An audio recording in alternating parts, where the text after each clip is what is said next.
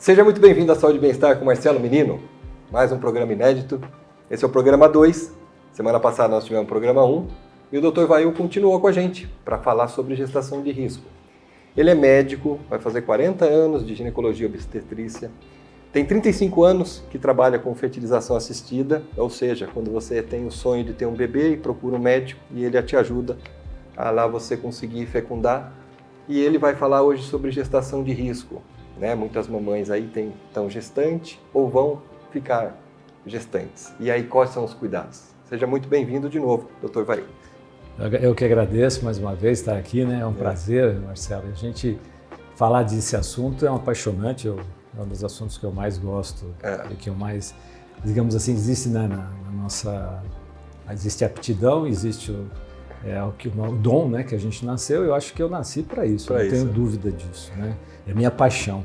Né? No episódio 1, quem não assistiu, ele trouxe à vida, através do trabalho dele, mais de 10 mil crianças. Então, tem história para contar e sucessos para dividir.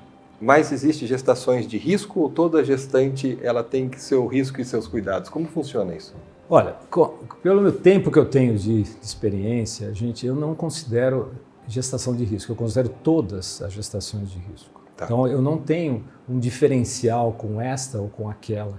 Lógico que algumas vão exigir um acompanhamento mais de perto do que outras, mas todas têm um protocolo muito estabelecido, um protocolo de exagero mesmo. É um protocolo que eu estabeleço, que eu sei que não é para todo mundo, mas que eu prefiro pecar pelo excesso do que pela falta. Tá.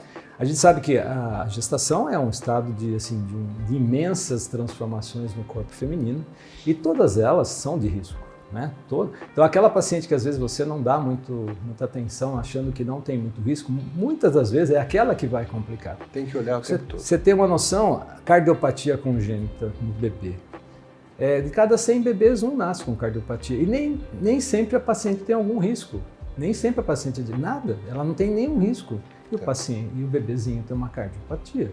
Quer dizer, se você não estiver atento nos exames, se você não estiver prestando, porque para mim engravidou é ultrassom de coração fetal, isso é básico, né? Na minha concepção não existe outra alternativa. Eu tenho que ter, porque ainda hoje 50% das malformações cardíacas só são diagnosticadas depois de adulto, né? Que infelizmente isso não deveria estar mais acontecendo. Tá. Quais são os problemas mais comuns que existem numa gestação? Assim, que podem evoluir a alguns cuidados especiais com a gestante?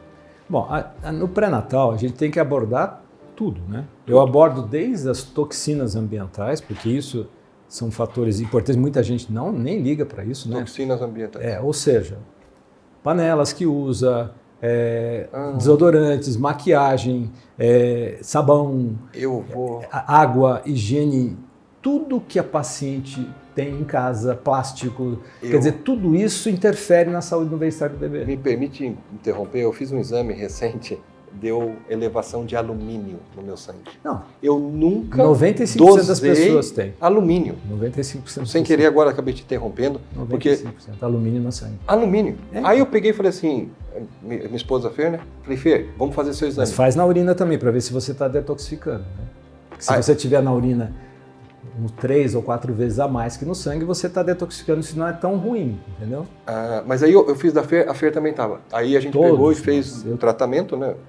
Faz uma detoxificação. Isso, e aí acabou normalizando. Mas toxinas... Eu faço trabalho com isso também. Então, essa abordagem do pré-natal, o meu pré-natal, eu não consigo demorar 360. Não é menos que 2 horas numa consulta nesse sentido, porque você tem que abordar muita coisa. Entendi. Entendeu? Então, desde o ambiente, a parte de exames, né, laboratoriais, que eu peco também em exames. Não, é excesso. Não é excesso, porque eu sei ver os exames.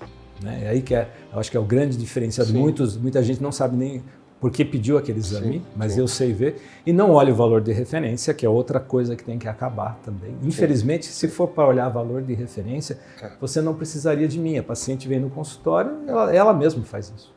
Né? Quer dizer, eu fui vendo isso eu aprendi assim na faculdade, só que eu fui fazendo pós-graduações, fui evoluindo, fui estudando, fui vendo que a minha ignorância era muito grande, o que eu não sabia é muito grande. Sim. E quanto mais eu estudo, mais eu acho que é maior ainda a ignorância, mas é isso, as pessoas acham que não precisam estudar. Sim. E na verdade a gente vai modelando o nosso conhecimento, né? E vai mudando de opinião, logicamente, não é opinião fixa. Trabalha a dieta. Para quem não sabe em casa, pessoal, o laboratório, a gente tem um valor de referência, por exemplo, homens, testosterona, né? 190, 200 a 1000, por exemplo. Só que isso tá todos os homens. Uma pessoa de 18 anos e uma pessoa de 100 anos. Uma média. Aí você pega e vê os fatores normais dentro de uma média populacional. Só que o médico, o especialista, ele vai saber os valores ótimos, ideais para você na sua idade, né? Para você viver mais. Para você viver mais, ter mais qualidade de vida. Então, pessoal, por isso que está no todo o rodapé do exame nosso, lá está escrito, esse exame só pode ser interpretado pelo seu médico, tal. Por quê? Porque ele sabe os ajustes melhores. E principalmente quando é uma gestante, que não é só ela, tem um serzinho aqui, que está chupando um monte de vitamina, que precisa de um monte de equilíbrios no corpo da mãe, para poder vir saudável. Você imagina se você não tem que regular valores ótimos. O tamanho do cérebro do ser humano é o maior tamanho de cérebro que tem na natureza, certo? Quanto precisa de ferro para esse cérebro? 65% do ferro da mãe vai para o bebê. Se a mãe não tem ferro, 65% do ferro da mãe vai para o bebê? Se a mãe não tem ferro, vai para onde? Vai para o cérebro do bebê. Se a mãe não tem ferro, o que acontece? Como é que esse cérebro vai se desenvolver? Que situação que ele vai se desenvolver? Eu não sabia desse dado. Então, a maioria dos obstetras se preocupa com isso. E acha que ferritina em torno de 20 está tudo bem. Entendeu? Então, isso que eu estou te falando, essa visão funcional, ela me trouxe, para mim, eu comecei comigo mesmo. Valores ideais. Comigo mesmo. Né? Sim, eu me transformei e depois eu fui levar, porque eu vi que isso funciona e é muito... para minha família, para todas as pessoas que me procuram, funciona. Doutor, vai radical. Não, eu não sou radical. Você corta isso todo mundo. Corta os pacientes que estão no consultório. Não corto numa reunião de família, eu não faço isso. Mas no consultório, tem coisa que é impossível você pôr na boca e as pessoas acham que isso é exagero. Olha, eu vou falar isso daqui, não vou me arrepender não, porque eu preciso falar. Se minha mãe está viva, é porque você foi radical. Porque ela tinha feito uma mamografia e tinha dado um negócio muito pequenininho. E outro colega, já não está mais aqui com a gente, já faleceu, ele falou assim, deixa para daqui 6 meses. E minha mãe foi em você. Aí pegou, você falou, não. Quero agora uma ampliada, você vai em tal lugar fazer isso aqui. E achou. E graças a Deus, não precisou fazer químio, foi só rádio. E minha mãe está saudável, está bem. Há mais de 22 anos isso atrás. 22 anos. Então, veja, é radical ou é o correto? Então, quanto custaria? Quanto custa essa vida? Meu Deus, quanto custa uma vida? Quanto custa a vida da tua mãe? Sim. Então eu sou a favor de a gente... as pessoas falam assim, não procura que acha. Peraí, gente. Peraí. Mas voltando à gestante lá, que a gente fugiu um pouquinho. Você olha o paciente como um todo, antes mesmo de... Na primeira consulta. Na primeira consulta. Então eu vou converso sobre dieta, converso sobre todos os fatores ambientais que eu te falei. A gente conversa sobre tudo que ela tem que usar durante a gestação. Tá. Né? O exercício físico, hidratação. Pode fazer exercício físico na gestação? Deve fazer. Deve fazer. A gravidez não é doença. Tá. Lógico, se eu tenho um sangramento, lógico, se eu estou com risco de aborto, lógico, cada caso é um caso. Sim. Mas no geral, não posso parar. Lógico que no primeiro trimestre não preciso fazer um spinning, né? Sim. Lógico, vamos fazer de acordo com equilibrado, mas tem que fazer. Esse negócio de ficar parado é historinha que as pessoas contam para elas mesmas. Né? Ela não gosta de fazer, então ela já conta uma historinha. Estou grávida, não posso fazer. A medicina é baseada em ciência, né? E a ciência mostra, aí você aprende a ciência e fala, olha, tá vendo aqui? Vou fazer exercício. Tá bom. Exercício físico é a intervenção mais importante de todas. Tá né? Se eu não faço exercício, o resto está tudo... Sono, a gente conversa muito sobre ciclo circadiano. Eu acerto os horários de comer, os horários de dormir, de acordar. Isso é muito, muito importante na gestação, porque a melatonina, que é o hormônio do sono, né, é o hormônio mais importante do corpo. E o bebê não produz a melatonina até o 3º mês de vida dele. Se a mamãe não tem melatonina, ele não vai fornecer melatonina para o bebê. Ou seja, esse bebê vai ter risco de diabetes muito cedo, cardiovascular muito cedo, doenças crônicas muito cedo, câncer muito cedo. Por isso que a gente está vendo isso.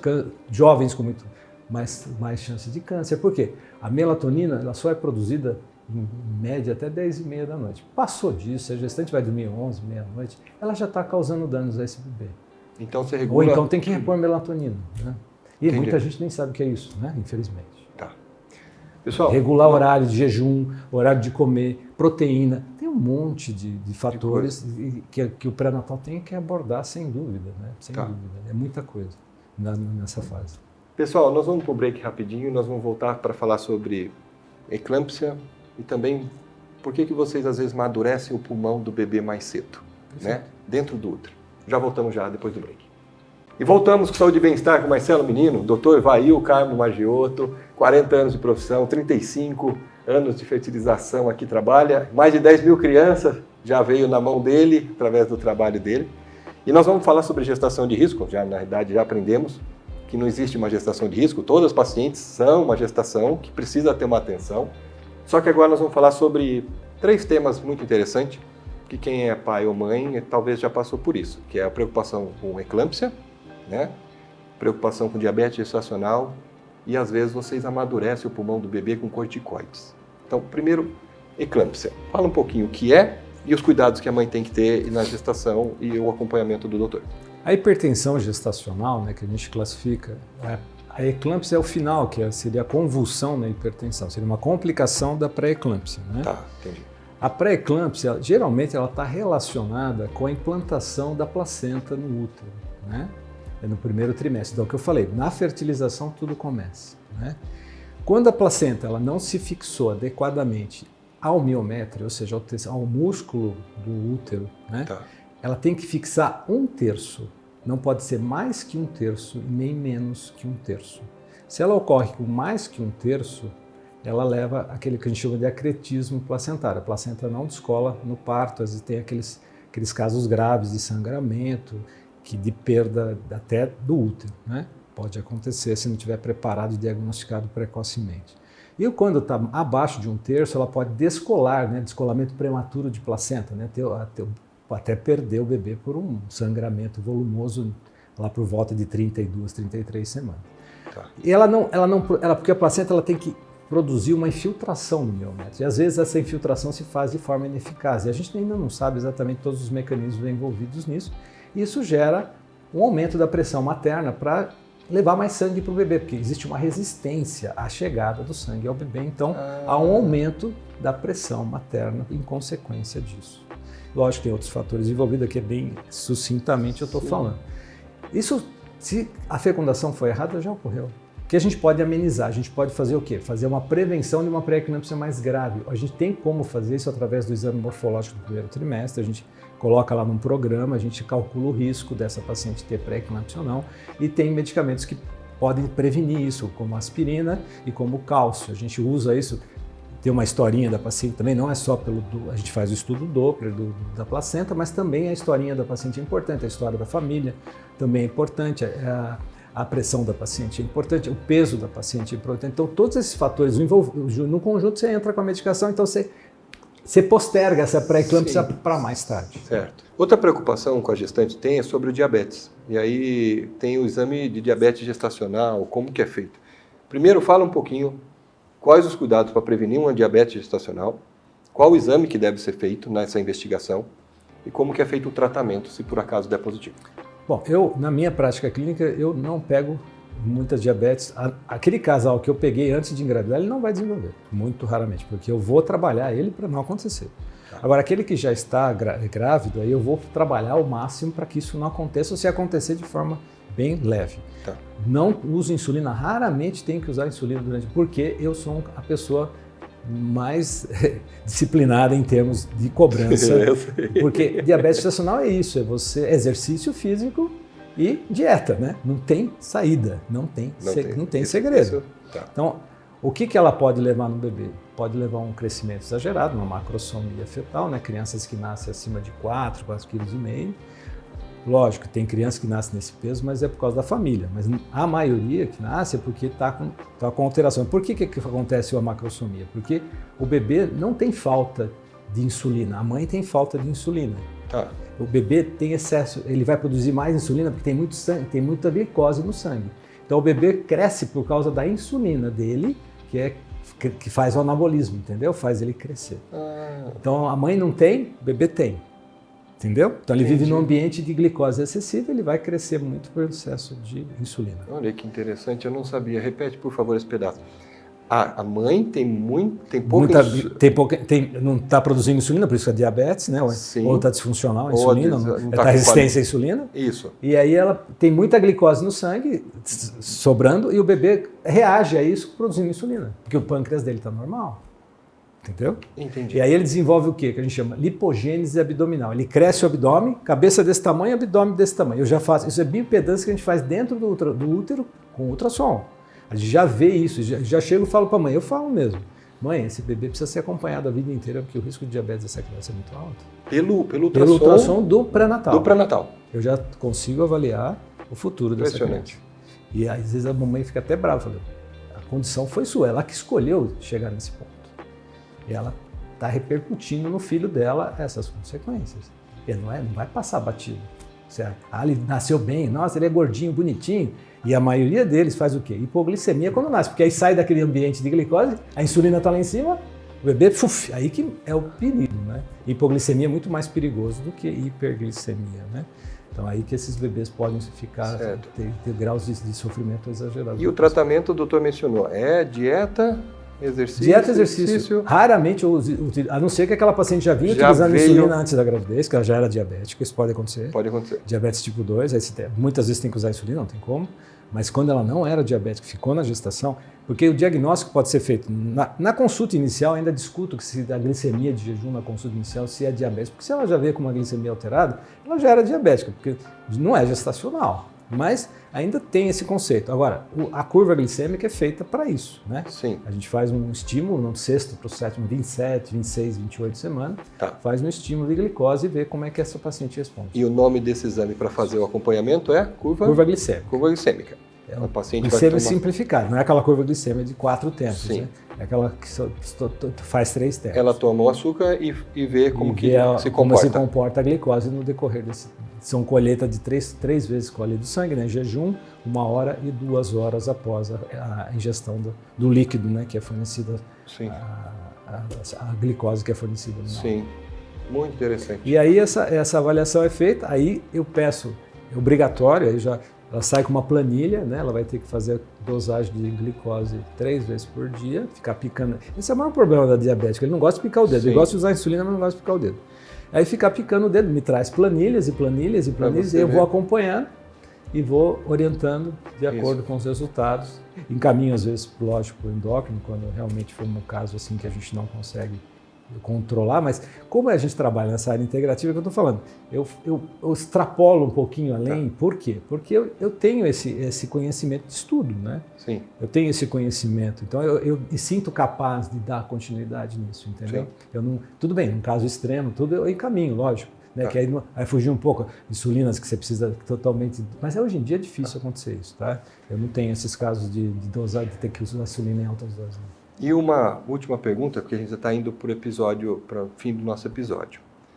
O tempo voa, é gostoso conversar com o doutor, eu sempre aprendo, venha sempre, tá?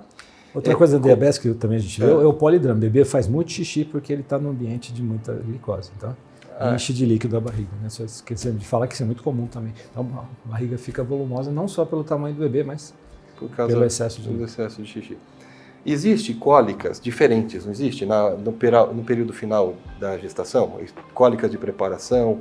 Quando que a mãe sente alterações e ela tem que procurar o médico ou ajuda? Como funciona? A maioria das cólicas das contrações de treinamento, elas são indolores. Né? São indolores. E elas duram menos que 30 segundos. Então hoje nós temos aplicativos no celular que você pode usar e controlar essas contrações. Eu sei porque quando minha esposa estava grávida do Henrique, dava para ver o pezinho dele aqui. Eu também tinha o chute. Eu falei, vai sair esse pé aqui. E depois, 2 dias depois, ele veio mesmo. Mas aparecia o pé, eu falei, dava para ver quase os dedinhos da menina.